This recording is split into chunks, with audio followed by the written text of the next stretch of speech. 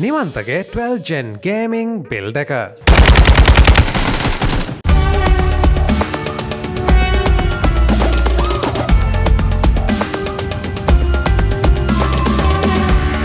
ඔයාගේ අලුත්ම PC එකට Windows 10 OEM key එකක් ගන්න. එහෙමත් නැත්නම් ඔයාගේ PC එකට Office 2021 Pro අලුත්ම සංස්කරණය ලබා ගන්න අවශ්‍යයි නම් cdkeyoffer.com වෙබ්සයිට් එක හරහා ඔයාට ඒක ලබා ගන්න පුළුවන්. මෙතනදී පල්ලෙහා තියෙන links පාවිච්චි කරලා ඔයාට CK2.0 කියන කෝඩ් එක පාවිච්චි කිරීම හරහා 30% දක්වා ඩිස්කවුන්ට් එකක් ලබා ගන්නත් පුළුවන් වෙනවා. ඉතින් මේ සයිට් එකෙන් පර්චේස් කරන්න ඔයාට පුළුවන් ඔයාගේ Facebook එහෙමත් නැත්නම් Google ප්‍රොෆයිල් එක පාවිච්චි කරලා බොහොම පහසුවෙන් ලොග් වෙන්න. ඔය සාදරයෙන් පිළිගන්නවා තවත් ඉන්ට්‍රස්ටිං වීඩියෝ එකකට. නිමන්ත හොරණ ඉඳලා තමයි මාව සම්බන්ධ කරගන්නේ. එයාගේ බිල්ඩ් එක හදන්න. ඉතින් ගේමිං බිල්ඩ් එකක්. නිමන්ත මට මෙසේජ් එකක් දානවා. එයාගේ බජට් එක ලක්ෂ 4මාරක්. මේකට සිස්ටම් එකක් හදන්න ඕනේ කියලා. ඉතින් CPU GPU මේ හැම දෙයක්ම බැලන්ස් කරලා අපිට යන්න පුළුවන් හොඳම සිස්ටම් එකකට අපි යනවා. ඉදිරියේදී අවශ්‍යයි නම් විශේෂයෙන්ම ග්‍රැෆික් කාඩ් එක අප්ඩේට් කරගන්න පුළුවන් විදිහට අනිත් දේවල් එහෙමම තියාගෙන. ඉතින් මෙතනදී නිමන්ත මට එවනවා එයාගේ හදපු කොටේෂන් එක. පළවෙනියටම හදපු කොටේෂන් එක තමයි මේ 16/1/2023 තියෙන ජනවාරි මාසේ. මෙතනදී ඔයගොල්ලන්ට බලා ගන්න පුළුවන් 12400F ප්‍රොසෙසර් එකක්, ඒ වගේම B660M plus Wi-Fi motherboard එකක්, ඒ වගේම 2TB hard drive, 512GB SSD, 16GB RAM, මේ හැම දෙයක් එකම එයා තෝරගෙන තියෙනවා සාමාන්‍යයෙන් RTX 3060 එකක් සහ කේසින් එක මේ හැම දෙයක්ම. ඉතින් අනිවාර්යයෙන්ම කියන්න ඕනේ මේ වගේ දෙයක් ඔයාලගේ පැත්තෙන් විශේෂයෙන්ම කස්ටමර් කෙනෙක්ගේ පැත්තෙන් මෙහෙම එයාම රිසර්ච් එක කරලා පාර්ට් එක තෝරගෙන ඉදිරියට එන එක සෑහෙන අඩුයි. ගොඩක් වෙලාවට දන්නේ නැහැ කෙනෙක් තමන්ට අවශ්‍ය කරන දේවල් මොනවද කියලා PC Guide LK එක හරහා ඔයගොල්ලෝ ඇඩ්වයිස් එක අවශ්‍යයි නම් ඒ දේවල් කරලා දෙන්න පුළුවන්, ඇඩ්වයිස් දෙන්න පුළුවන්. ඔයාලා වීඩියෝ එඩිටින්ග් කරන්නේ මොකක්ද කියන එක අනුව. ඉතින් හදන සිස්ටම් එක හැමෝටම හරියන එක සිස්ටම් එකක් වෙන්නේ නැහැ. ඔයාලට හරියන විදිහට කස්ටම් හදන්න අවශ්‍යයි. ඉතින් නිමන්තගේ මේ අප්‍රෝච් එක සෑහෙනම අගය කරනවා. එයා හැම දෙයක්ම මෙතනදී ප්ලෑන් කරලා තිබ්බා. ඒ වගේම තමයි මෙතනදී 4,33,000කට එයා ප්ලෑන් කරලා තිබ්බ ටිකම අපිට තව 30,000ක් 35,000ක් වගේ වැඩි කරගෙන මෙතනදී මේක අප්ග්‍රේඩ් කරන්න පුළුවන් වෙනවා.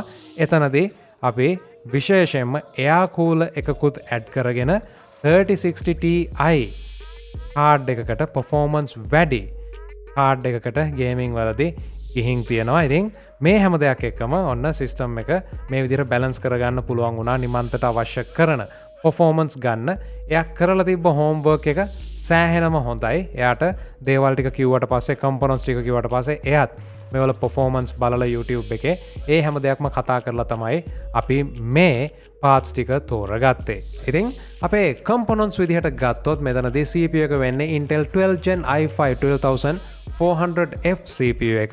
onboard graphics නැහැ, price එක ටිකක් අඩු වෙනවා. ඒ වගේම මේක cool කරන්න අපි liquid cool එකකට යන්නේ නැහැ. Silverstone AR12 tough Aircooled එකකට තමයි මෙතනදී අපි යන්නේ. ඉතින් අර stock cool එකට වඩා Aircooled එකක් පාවිච්චි කරන එක සෑහෙන වැදගත් වෙනවා. CPU එකේ temps හොඳ මට්ටමකින් තියාගන්න heavy gaming වලට යද්දි. motherboard එක විදිහට අපිට 12 Gen B660 motherboard එකක් තෝරගන්නේ. මේ ගැන ඉස්සරහදී තව විස්තර කරන්නම්. ඉතින් මේ හරහා අපිට DDR4 RAM වලට යෑමේ හැකියාව ලැබෙනවා. සිස්ටම් එකේ RAM එක විදිහට නිමන්ත තෝරගන්නවා 16GB single stick එකක් DDR4 speeds වලින්. ඒ වගේම අපේ boot drive එක වෙන්නේ Adlink brand එකේ 512GB NVMe drive එකක්. වගේම graphic card එක 8GB 3060 Ti capable gaming card එකක්. සෑහෙන හොඳ performance එකක් ගන්න සම්පූර්ණ සිස්ටම් එක power up කරන්නේ 650W gold rated power supply එකක් 80+ Antec brand එකෙන්. ඉතින් කේසින් එකත් Antec. මේ හැම දෙයක් එක්කම parts list එක ඔයගොල්ලන්ට පල්ලෙහා description එකේ දාලා තියෙනවා nanotek computer solutions එකෙන්. ඔයාලට මිලදී ගන්නවා නම් links එක. right, එහෙනම් අපි build එක පටන් ගමු.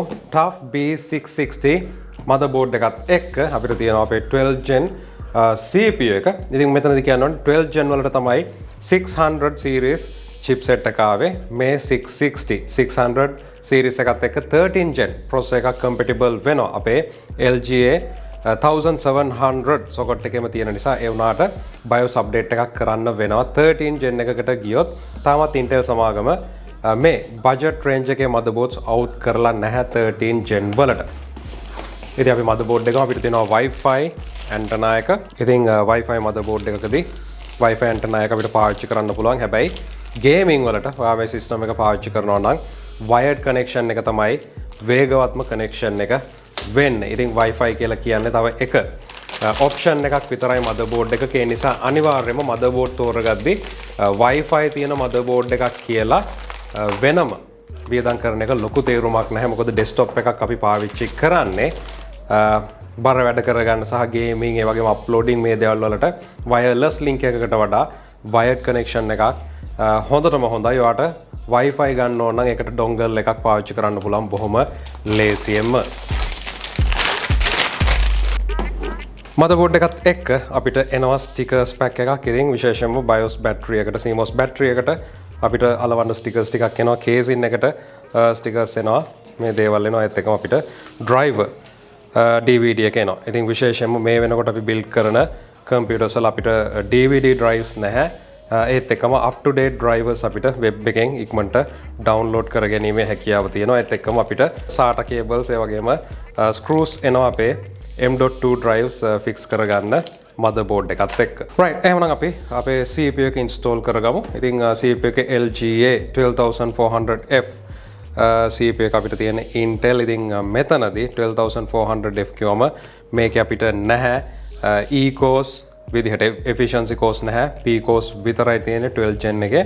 ඉතින් මේකට අලුත් අවුරුද්ද එකතු වෙන unbox knife එක තමයි මේක. මම නිමන්තර කියපු දෙයක් තමයි අපි build එකට යද්දි අපිට budget එක තිබ්බ නිසා stock cool එක වෙනුවට අපි aftermarket air cool එකකට යමු කියන එක. ඉතින් මේ CPU එක අපිට cool වෙන්නේ මේ තියෙන Silverstone AR12 cool එකත් එක්ක. ඉතින් අපිට 12 gen වලට 1700 වලට compatible cool එකක් ගන්න ඕනේ පළවෙනි දේ. ඒ වගේම තමයි මෙතනදී aftermarket cool එකක් කිව්වම අපිට මෙතනදී aluminum pins ඒ වගේම copper heat pipes මේ හැම දෙයක් එකම ලොකු fan එකක් තියෙනවා. RGB කියලා කියන්නේ අපිට added ලස්සනක් විතරයි, පොඩ්ඩක් ලස්සන කරන්න විතරයි. හැබැයි සාමාන්‍ය stock cool එකට වඩා මේකේ සෑහෙන වෙනසක් තියෙනවා. right එහෙනම් අපිට තියෙන්නේ අපේ CPU එක install කරගන්න. ඉතින් LG 1700 එකට එද්දි land grid array අපිට socket එක ටිකක් විතර වෙනස් වෙලා තියෙනවා මේක open කරන විදිය. ඉතින් මේ mechanism එක සෑහෙනම full proof කියලා කියන්න පුළුවන්. හැබැයි අනිවාර්යයෙන්ම අපි මේක close කරද්දී මේ තියෙන lock එක මෙතනට engage වෙනවද කියන එක හරියට බලන්න ඕනේ. ඔයගොල්ලන්ට ආයසරයක් බොහොම සරලව මම පැහැදිලි කරන්නම්. මෙතන තියෙන දේවල් ඉතින් අපිට තියෙනවා ඔයගොල්ලන්ට බලා ගන්න පුළුවන් dots 3ක්. මෙතන dot එකයි 2යි 3යි. ඒ වගේම මෙතන අපිට triangle එකක් තියෙනවා. ඉතින් මේ dots සහ triangle එක අතර තියෙන්නේ බොහොම පැහැදිලිව අපිට කියනවා මේ පැත්ත motherboard එකේ තියෙන A තැනට සමපාත කරන්න කියලා. ඒ වගේම තමයි 13 gen වල ඔයගොල්ලන්ට පේනවා ඇති පුංචි නෙරුම් දෙකක් තියෙනවා. මෙන්න මේ නච් එකත් එක්ක අපිට පේනවා මේක එක සමාන නැහැ. ඒ නිසා එක පැත්තකට විතරයි මේක socket එකේ දාන්න පුළුවන්. ඉතින් මේ නිසා බොහොම පහසුවෙන් ඔයගොල්ලන්ට මේක place කරගන්න පුළුවන්.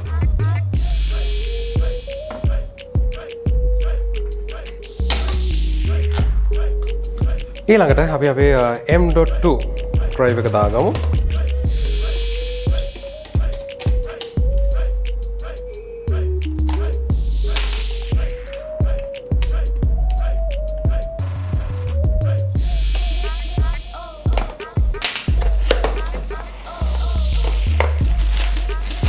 right ඉතින් heat sink එහෙම නැත්නම් aftermarket cool එකක් install කරද්දී අනිවාර්යයෙන්ම මේකත් එක්ක එන instruction manual එක තියෙනවා. ඉතින් මෙතනදී අපිට බලා ගන්න පුළුවන් Intel 1700 එකට අපිට අවශ්‍ය වෙන clip දෙක මොකක්ද, ඒ වගේම base plate එක මොකක්ද කියන එක මේ අනුව අපි fix කරගමු.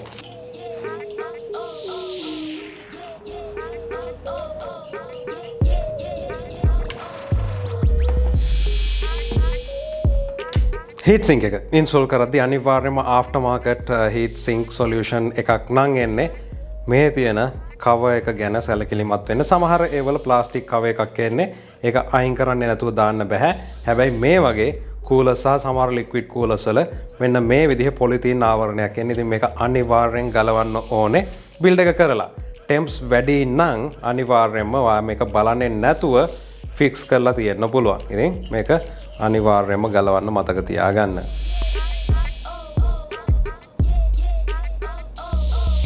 ඉතින් මෙතනදී මම මේක ස්ප්‍රෙඩ් කරන්නේ නැහැ. අපිට ස්ප්‍රෙඩ් කරන්න සහ ක්‍රම දෙකටම කරන්න පුළුවන්. අපි බලමු ටෙම්ප් වල වෙනසක් තියෙනවද කියලා අනිවාර්යයෙන්ම. මොකද මේ එන ප්‍රෙෂර් එකත් එක්ක මෙතනදී අපිට මේක ෆුල් ස්ප්‍රෙඩ් වෙලා යනවා. ඉතින් thermal paste එක ස්ප්‍රෙඩ් කරන එක මම බිල්ඩ්ස් ගොඩක කරනවා. නමුත් මේකෙදි අපි බලමු ස්ප්‍රෙඩ් නොකර කොහොමද මේක වෙන්නේ කියලා. ඒ වගේම තමයි මෙතනදී අපිට කූල් එක මෙන්න මේ ක්‍රම දෙකටම දාගන්න පුළුවන්. ඉතින් මේ විදිහට මට දාගන්නත් පුළුවන්, මේ විදිහට දාගන්නත් පුළුවන්. ඉතින් මෙතනදී අපේ කේසින් එකේ තියෙන එයාර් ෆ්ලෝ එක අනුව ඉස්සරහට ඇවිල්ලා පිටිපස්සට යන නිසා අපිට මෙන්න මේ විදිහට මවුන්ට් කරගන්න එක වඩාත් සුදුසු වෙනවා අපේ කූල් එක. අපි තද කරද්දී ප්‍රතිවිරුද්ධ දිශාවේ ස්ක්‍රූස් තමයි ප්‍රෙෂර් එක equal එන විදිහට තද කරගන්න ඕනේ. එක පැත්තක් සම්පූර්ණයෙන්ම තද කරන්නේ නැහැ. අපි ප්‍රෙෂර් එක equal විදිහට එහෙම නැත්නම් සමානව පැතිරිලා යන විදිහට තමයි වටෙන්ම මේ විදිහට ප්‍රෙෂර් එක එහෙම නැත්නම් මේ තද කිරීම කරන්න ඕනේ. ඒ වගේම තමයි මෙතනදී කියන්න අවශ්‍ය තව පොයින්ට් එකක් මේ තියෙන නට් එකක් සාමාන්‍යයෙන් මේ තියෙන පොයින්ට් එකෙන් එහාට තද කරලා වැඩක් නැහැ.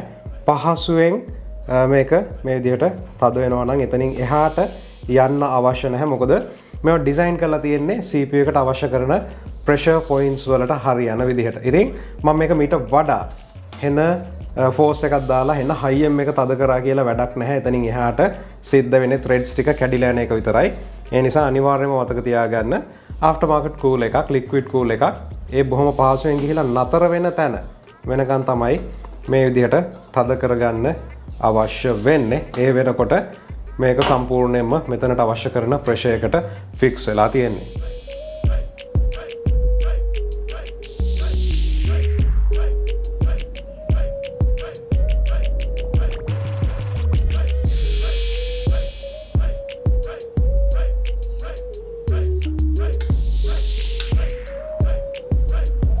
right, ඉතින් මෙතනදී අපිට තියෙන අපේ RAM එක install කරගන්න අපේ system එකට. ඉතින් මේ 16GB single stick එකක් විදිහට තමයි අපි RAM එක මෙතනදී අරගෙන තියෙන්නේ. ඉතින් 32GB මේ විදිහට single stick එකක් ගන්න එකට වඩා dual stick ගන්න එක විශේෂයෙන්ම වැදගත්කමක් තියෙනවා අපිට වැඩ කටයුතු වලට. නමුත් මේ situation එකට යනවා නම් එකක් ඔයාට අනිවාර්යයෙන්ම budget එක අඩු කරගන්න ඕනේ නම් 8GB දෙකකට වඩා single 16GB stick එකක් මිල අඩු වෙනවා සාපේක්ෂව. ඒ වගේම තමයි ඔයා දන්නවනම් ඔයාට 32GB ඉස්සරහට ඔයා තව අප්ග්‍රේඩ් එකකට යනවා කියලා single 16 stick එකකට යන්න පුළුවන්.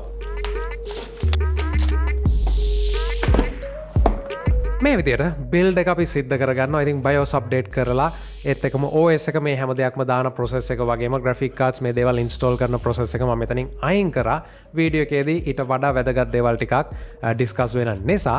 ඉතින් කොහොම වෙතත් මේ build එක යටතේ ඔයගොල්ලන්ට බලා ගන්න පුළුවන් air flow එක ඉස්සරහින් ඇතුළට ආවට පස්සේ fan එක CPU එක cool කරලා එතනින් කෙලින්ම exhaust වෙන විදිහට තියෙන. ඉතින් මේක සෑහෙන straight forward air flow එකේ ඉඳලා හැම දෙයක්ම ඉතින් හොඳ air flow එකක් තියෙන එක අනිවාර්යයෙන්ම වැදගත් වෙනවා.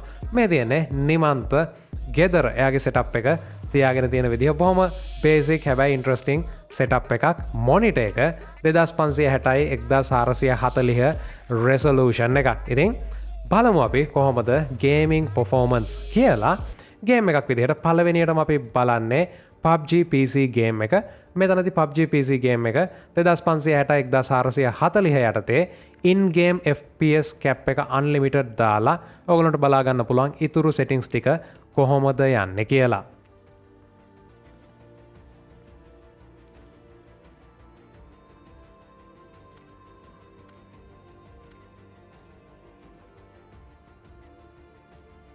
ඉතින් මෙතනදී ගේම් එකේ settings එහෙම නැත්නම් reading ටික මම පොඩ්ඩක් ලොකු කරලා දාලා දෙනවා වම් පැත්තෙන්. ඔයාලට බලන්න පුළුවන් CPU එකේ temp එක කොහොමද, GPU එකේ temp එක සහ power draw එක කොහොමද කියලා. ඉතින් unlimited FPS කැප් එකක් මෙතනදී අන්ලිමිටඩ් තියෙන කැප් එකක් නැහැ. ඔයගලන්ට බලා ගන්න පුළුවන් FPS 62ක් කියන තැන ගේම් එක ලොක් වෙලා ස්මූත් විදිහට මේ එක්ස්පීරියන්ස් එක දෙනවා. ඉතින් තව ටිකක් settings fine tune කරගත්තොත් අපිට මීට වඩා අවශ්‍යයි නම් frame rate එකක් අනිවාර්යයෙන්ම ගන්න පුළුවන්.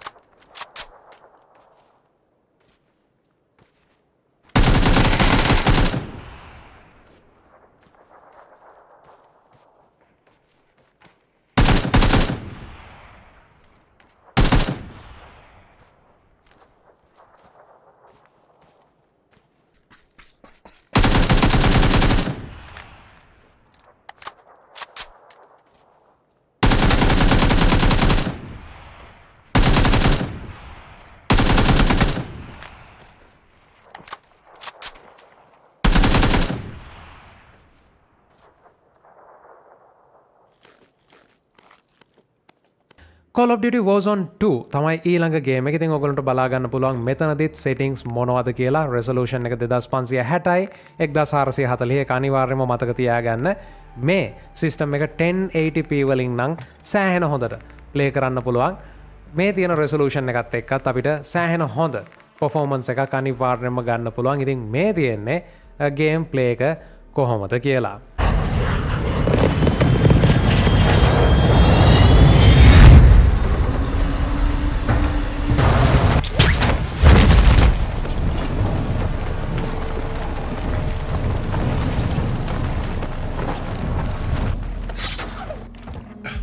Targets are up. Get to work.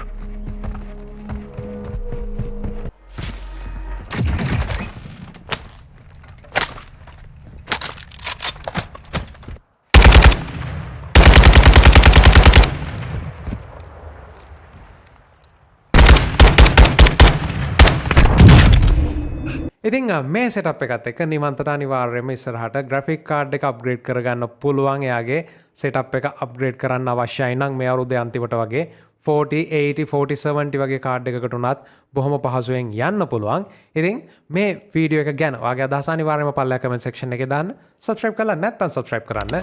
හම්බෙමු තවත් වීඩියෝ එකකින්.